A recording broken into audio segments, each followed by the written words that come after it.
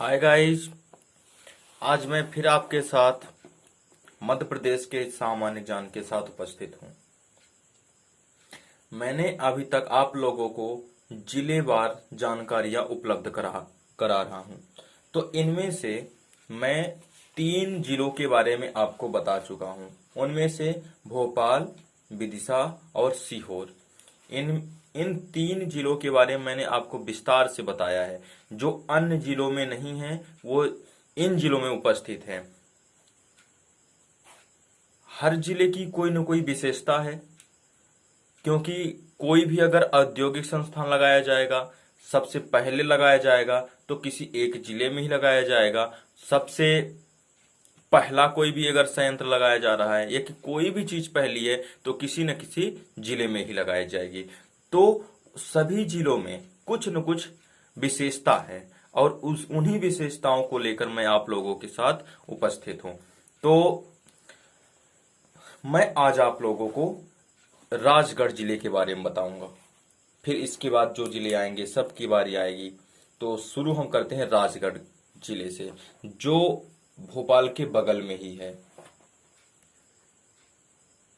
राजगढ़।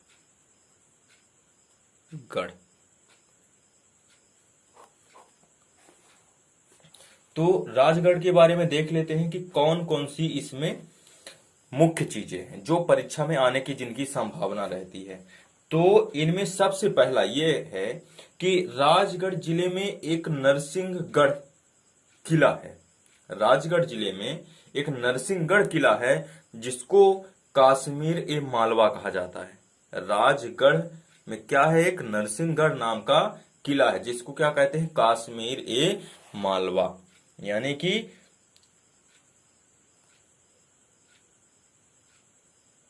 चूंकि राजगढ़ जो आता है वो मालवा में आता है, तो इसीलिए कह रहा है काश्मीर ए मालवा। मतलब मालवा वो क्या है? कश्मीर की तरह है। जो ये नरसिंहगढ़ है, राजगढ़ का किला नरसिंहगढ़,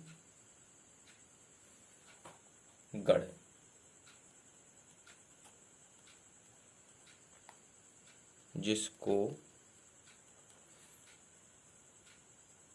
कश्मीर ए मालवा कहते हैं।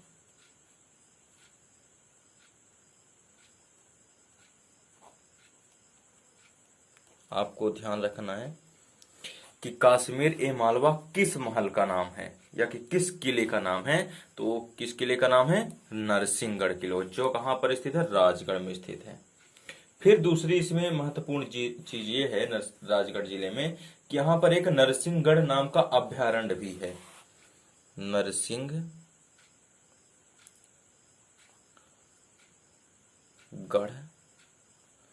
अभयारण्य। यहाँ पर दूसरा, ये फैक्ट पहला था, ये सेकंड नंबर है। यानी यहाँ पर क्या है? नरसिंहगढ़ अभयारण्य भी है। फिर तीसरा यहाँ पर यह है कि राजगढ़ भारत का ऐसा जिला है जिसने सर्वप्रथम मानव विकास प्रतिवेदन प्रस्तुत किया था। ये सबसे इसमें इस जिले का सबसे महत्वपूर्ण चीज है ये कि राजगढ़ भारत का ऐसा जिला है जिसने सर्वप्रथम मानव विकास प्रतिवेदन प्रस्तुत किया। तो पूछा जा सकता है कि मानव विकास प्रतिवेदन प्रस्तुत करने वाला भारत का ऐसा कौन सा प्रदेश है, या कि फिर जिला भी पूछ सकता है। तो पहले अगर प्रदेश पूछेगा तो मध्य प्रदेश आएगा, अगर जिला पूछ देगा तो मध्य प्रदेश का राजगढ़ जिला आ जाएगा। तो पूछेगा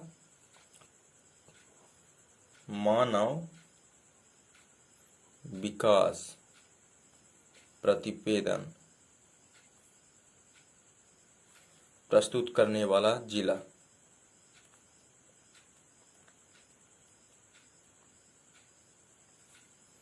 तो कौन सा होगा? राजगढ़ होगा। भारत का भी पहला है, ध्यान रखना।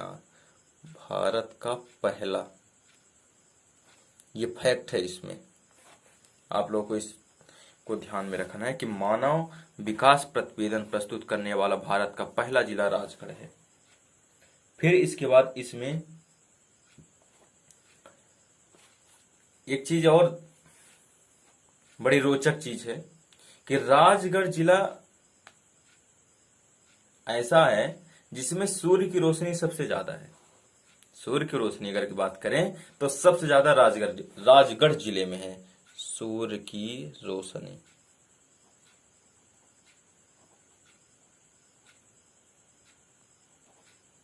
सबसे ज्यादा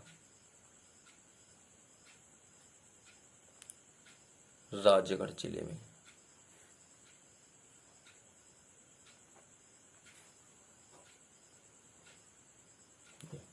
यानी कि सूर्य की रोशनी के बारे में भी आप जान गए। इसमें एक राजगढ़ जिले में एक ब्यौरा नामक स्थान है। ये विधानसभा भी आती है, ब्यौरा नाम से एक है ब्यौरा, जो अभी वर्तमान में आप लोगों ने सुना होगा कि कांग्रेस विधायक एक थे, उनका देहांत हो गया, वो यहीं से चुनाव भी लड़े थे। अभी वर्तमान की बात है, 2-3 दिन हुए उनको एक्सपायर हुए। वो इसी विधानसभा सीट से चुनाव लड़े थे और जीते थे। तो वहां पर राष्ट्रीय राजमार्गों का चौराहा है। राजगढ़ जिला का जो ब्यौरा नामक स्थान है वहां पर राष्ट्रीय राजमार्गों का चौराहा है, यानी कि चारों तरफ से वहां पर राष्ट्रीय राजमार्ग गुजरते हैं। तो पांचवा फैक्ट इसका हो जाएगा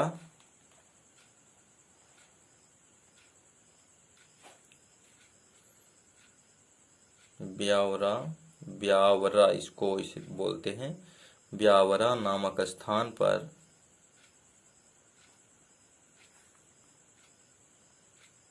राष्ट्रीय राजमार्गों का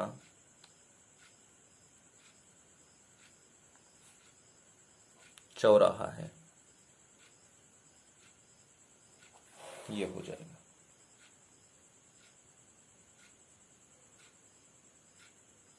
फिर विश्व स्वास्थ्य संगठन यानी WHO, अभी आप जिसके बारे में, क्योंकि हमारे देश में और हमारे देश के साथ पूरे विश्व में कोरोना वायरस की महामारी फैली हुई, और इसलिए WHO का स्थान तो सबसे उच्च पर है इस समय। तो उसी की बात कर रहे हैं कि जो विश्व स्वास्थ्य संगठन यानी 2007 के अनुसार मध्य प्रदेश में सबसे ज्यादा मुंह के कैंसर राजगढ़ जिले में मिले थे। जो विश्व स्वास्थ्य संगठन था, ये 2007 में जब सर्वेक्षण किया तो मध्य प्रदेश में सबसे ज्यादा, मध्य प्रदेश की बात कर रहे हैं, सबसे ज्यादा मुंह के कैंसर इसी जिले में मिले थे, राजगढ़ जिले में। यानी कि कब? 2007 की बात है ये। 2007 में WHO के अनुसार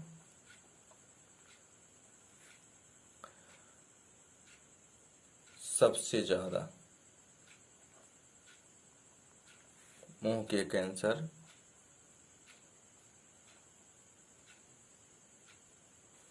राजगढ़ जिले में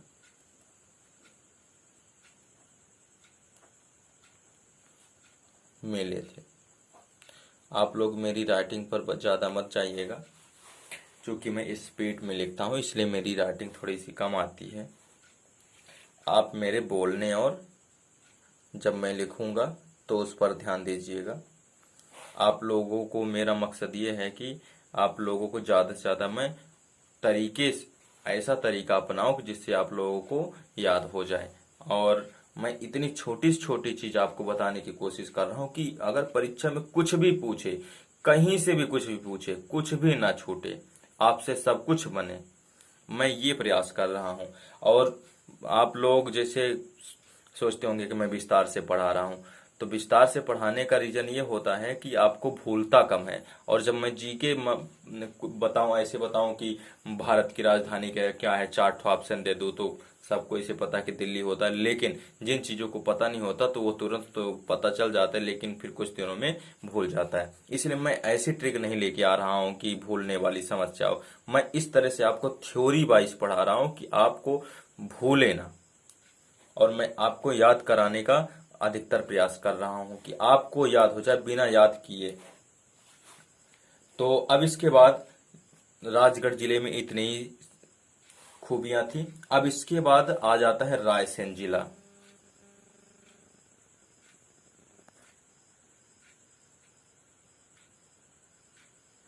तो अब हम रायसेन जिले के बारे में जानकारी लेंगे। तो रायसेन के बारे में तो इसे अपने देश में नहीं पूरे विश्व में रायसेन प्रसिद्ध है। किस लिए? क्योंकि जो रायसेन है यहाँ पर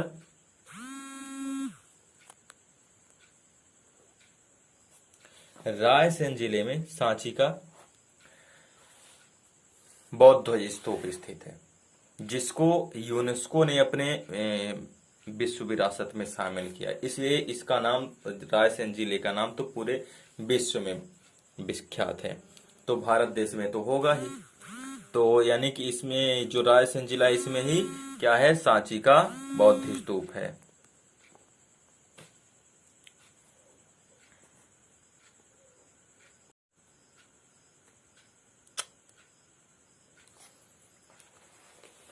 तो सांची का स्तूप कहाँ है? रायसेन जिले में है। बौद्ध जगत की पवित्र नगरी भी इसको कहते हैं। तो सबसे पहला फैक्ट यही है कि रायसेन जिला विश्व प्रसिद्ध सांची स्तूप एवं भीम बेटका की गुफाओं के लिए जाना जाता है। किसके किसके लिए? पहला तो इसका फैक्ट ये है कि विश्व प्रसिद्ध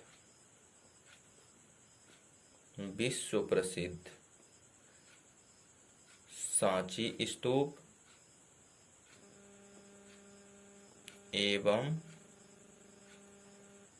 भीम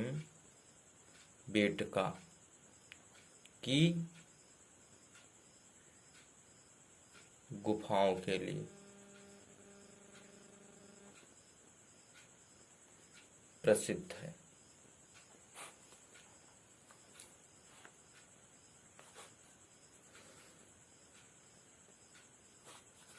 पहला ये था फैक्ट कि रायसेन जिला विश्व प्रसिद्ध सांची स्तूप एवं भीम बेटका की गुफाओं के लिए प्रसिद्ध है। दूसरा है, सांची का प्राचीन नाम काकड़ाय बौद्ध श्री पर्वत था। प्राचीन नाम,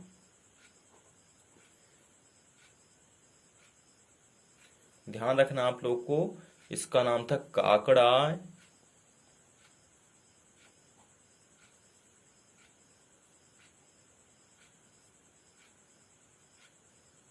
बौद्ध श्री पर्वत था। किसका नाम? रायसेन जिले का प्राचीन नाम काकड़ाय बौद्ध श्री पर्वत था। फिर सांची को बौद्ध जगत की पवित्र नगरी भी कहा जाता है। किसकी? बौद्ध जगत की पवित्र नगरी। बौद्ध स्थल जहां जितने हैं उनमें से 3 ऐसे स्थान हैं जिनको पवित्र नगरी घोषित किया गया है। उनमें से सांची का स्तूप भी एक प्रमुख है, जिसको क्या कहते हैं? बौद्ध जगत की पवित्र नगरी कहते हैं। इसके अलावा इसको, सांची को यूनेस्को ने विश्व विरासत में घोषित किया है। ठीक है। इसके अलावा रायसेन जिले में रातापानी अभ्यारण्य बाघ परियोजना प्रस्तावित है। कौन सी है इसमें? बाघ परियोजना रातापानी अभ्यारण्य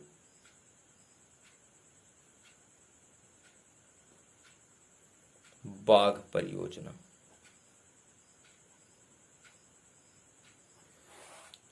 ये भी ध्यान में रखना है आप लोगों को कि यहाँ पर क्या है, रातापानी अभ्यारण्य बाघ परियोजना प्रस्तावित है। अगला एक तो है इसमें कि रायसेन जिले में मंडीदीप औद्योगिक केंद्र है। मंडीदीप औद्योगिक केंद्र है।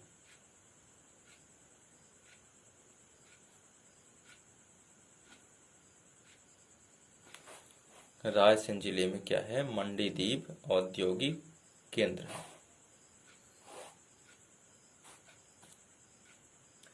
और यहाँ पर ये हो गया जितने महल हैं, मैं महल के बारे में बताए देता हूँ, हालांकि ये ज़्यादा परीक्षा में पूछे नहीं जाते हैं, फिर भी बताए देता हूँ कि रायसेन जिले में बादल महल, राजा रोहित महल, इत्रदार महल आदि रायसेन जिले में अवस्थित हैं और एवं दर्शनीय स्थल भी हैं। ये क्या क्या हैं?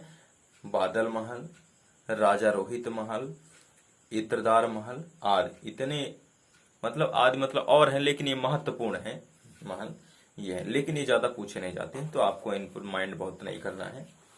ठीक, अब इसके बाद आता है ग्वालियर जिला। तो ग्वालियर जिले के बारे में देख लेते हैं। ग्वालियर जिले का नाम तो हम लोग सबको ही जानते हैं, क्योंकि यहाँ 1857 की क्रांति लड़ी गई थी झांसी की रानी लक्ष्मीबाई के द्वारा। तो सभी कोई हालांकि जानते हैं, ज़्यादा बताने की आवश्यकता नहीं है इनके बारे में, झांसी की रानी के बारे में और ग्वालियर के बारे में। तो इसमें क्या क्या मेन चीज़ें हैं ये देख लेते हैं ग्वालियर जिले में। तो ग्वालियर जो शहर है इसका उल्लेख गोप पर्वत, गोपाचल दुर्ग और गोपगिरी और गोपादिरी के रूप में हुआ।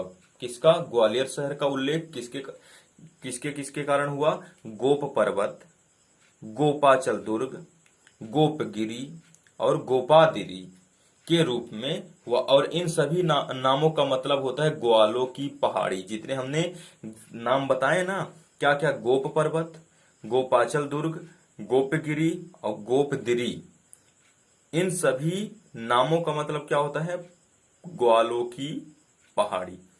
तो इसका पूछा जा, अगर मान लीजिए कभी कि ग्वालियर शहर का उल्लेख किसके कहाँ पर मिलता है, तो गोप पर्वत या कि गोपाचल दुर्ग या कि गोपगिरी या कि गोपाद्री। और इन सभी नामों का मतलब क्या होता है? तो इन सभी नामों का मतलब होता है ग्वालों की पहाड़ी। चलिए, इसको लिखने की आवश्यकता नहीं है, इसको आप लोग ऐसे ही याद रख सकते हैं। फिर अब इसमें आता है कि ग्वालियर का प्राचीन नाम क्या था। तो ग्वालियर का प्राचीन नाम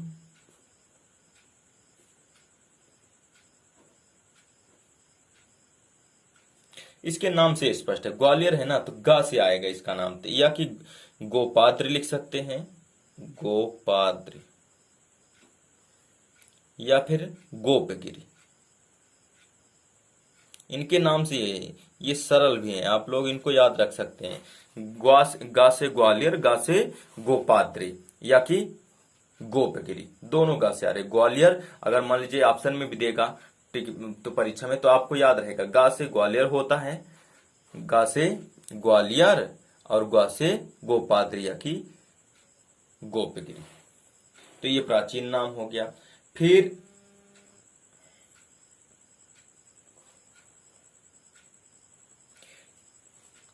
कुछ लोगों के अनुसार, पुराने जो लोग हैं उनके अनुसार ये बताया जाता है कि एक राजपूत नरेश सूरसेन ने, राजपूत नरेश सूरसेन ने ग्वापिका नामक संत के नाम पर इस शहर की स्थापना की थी। किसने इस शहर की स्थापना की? सूरसेन ने। ग्वालियर शहर की स्थापना किसने की, इसमें पूछा जा सकता है। तो ग्वालियर शहर की स्थापना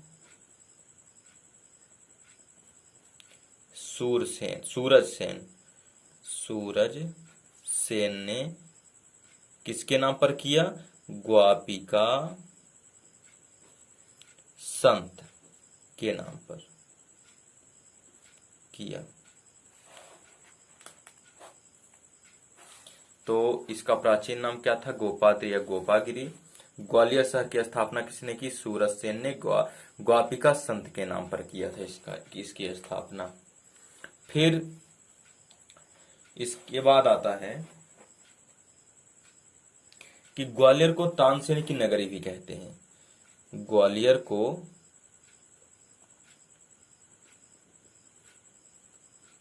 तानसेन की नगरी भी कहते हैं।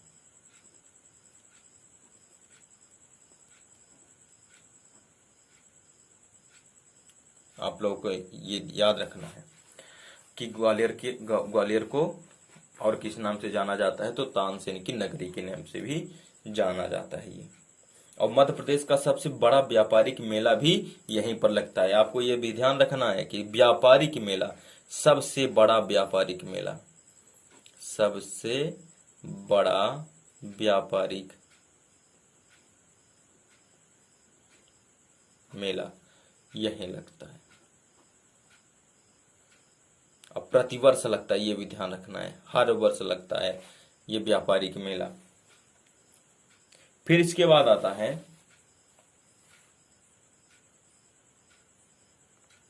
मध्य प्रदेश का राजस्व मुख्यालय और महालेखागार का कार्यालय ग्वालियर में स्थित है। यानी कि जितने भी राजस्व से के आय व्यय संबंधी जो जिसकी कार्यालय होती है वो कहाँ पर स्थित है, ग्वालियर में स्थित है। और महालेखाकार का भी कार्यालय ग्वालियर में स्थित है। यानी कि कौन कौन है कार्यालय, यहाँ पर लिखेंगे कार्यालय।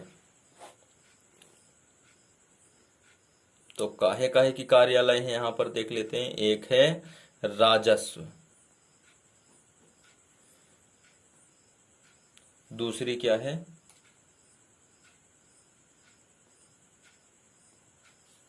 दूसरी है महालेखाकार।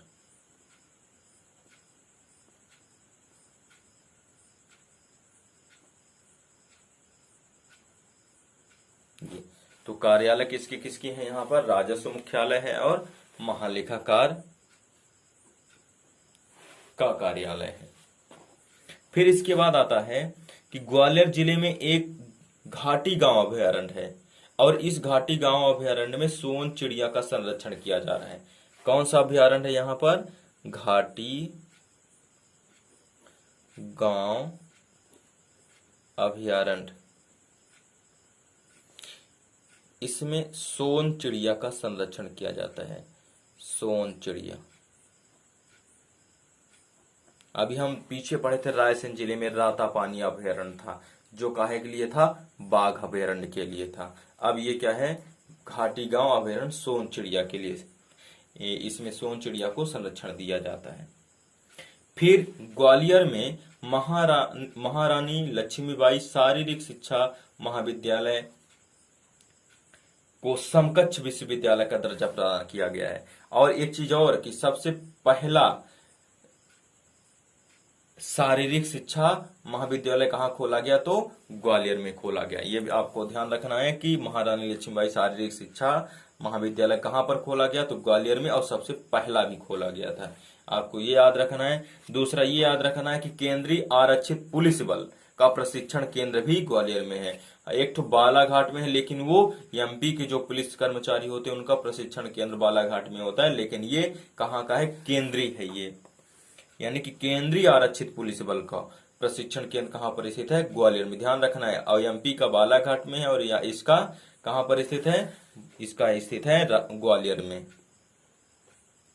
फिर इसके बाद आ जाता है कि ग्वालियर अंतर्गत एक भांडेर है में प्रदेश का प्रथम गैस आधारित विद्युत संयंत्र स्थापित किया गया। भांडेर शहर में, ग्वालियर में ही है जहां पर अभी उपचुनाव होने हैं, तो वहां पर गैस आधारित विद्युत संयंत्र स्थापित किया गया। किसका, प्रदेश का पहला गैस आधारित विद्युत संयंत्र।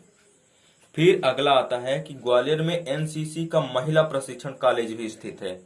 क्या स्थित है, एनसीसी का महिला प्रशिक्षण कॉलेज भी स्थित है ग्वालियर में। फिर एक ठो और इसमें खूबियां हैं कि यहाँ पर क्या क्या है। एक ग्वालियर का किला तो है ही है, सास बहू का मंदिर है, तेली का मंदिर है, गुजरी महल है। ये पूछे जाते हैं, ये एमपीपीएससी में क्वेश्चन आते हैं, गुजरी महल कहाँ है, तो गुजरी महल कहाँ है, ग्वालियर में है। सास बहू का मंदिर कहाँ है, तो ग्वालियर में है। तेली का मंदिर कहाँ है, ग्वालियर में है। फिर तानसेन का मकबरा कहाँ है, ये भी ग्वालियर में है। रानी लक्ष्मीबाई की समाधि स्थल कहाँ है, ये भी ग्वालियर में है। मोती महल कहाँ है, ये भी ग्वालियर में है। बैजा ताल एवं जय विलास पैलेस, ये कहाँ पर है, ये ग्वालियर में है। जय विलास पैलेस के बारे में तो आप लोग जानते ही होंगे, यह सिंधिया घराना का ये पुराना राजमहल है। तो यहाँ पर बहुत सारे किले हैं, तो आपको एक बार फिर से मैं बता देता हूँ। यहाँ पर ग्वालियर का किला है, सास बहू का मंदिर है, तेली का मंदिर है, गुजरी महल है और तानसेन का मकबरा है, रानी लक्ष्मीबाई की समाधि स्थल है यहाँ पर, और मोती महल है, बैजा ताल है एवं जय विलास पैलेस है। और ये सब दर्शनीय भी है, यहाँ पर घूमने जाते हैं लोग। तो आज आपको हमने दो जिलों के बारे में बताया, रायसेन जिले और ग्वालियर जिले के बारे में बताया। अब मैं कल आप लोगों को अशोकनगर और शिवपुरी जिले के बारे में बताएंगे। तो प्लीज आप लोग, अगर अच्छा लगता है तो चैनल को सब्सक्राइब जरूर करें और शेयर भी करें और लाइक जरूर करें। शुभ रात्रि, धन्यवाद।